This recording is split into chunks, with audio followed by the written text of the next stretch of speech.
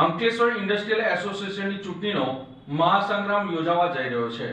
સહયોગ વિરુદ્ધ વિકાસ પેનલ વચ્ચે ખરાખરીનો જંગ જોવા મળશે।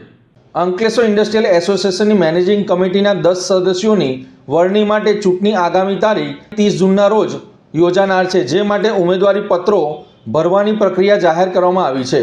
અંકલેશ્વર ઇન્ડસ્ટ્રીયલ એસોસિએશનની મેનેજિંગ કમિટીમાં જનરલ કેટેગરીના 8, રિઝર્વ કેટેગરીના 1 તેમજ કોર્પોરેટ કેટેગરીના 1 સભ્યોની ટર્મ પૂરી થતાં તેના માટે ઉમેદવારી પત્રો ભરાશે। આગામી દિવસોમાં બંને પેનલોના મોવડીઓ અંતિમ 10 ઉમેદવારોની યાદી જાહેર કરશે। ફોર્મ પરત ખેંચવાનો અંતિમ દિવસ તારીખ 10 જૂન છે। અત્રે ઉલ્લેખનીય છે કે એઆઈએના વહીવટમાં લાંબા સમયથી સહયોગ પેનલનો દબદબો રહ્યો હતો, પરંતુ પાછલી 3 ટર્મની ચૂંટણીમાં તેને પીછેહઠનો સામનો કરવો પડ્યો હતો।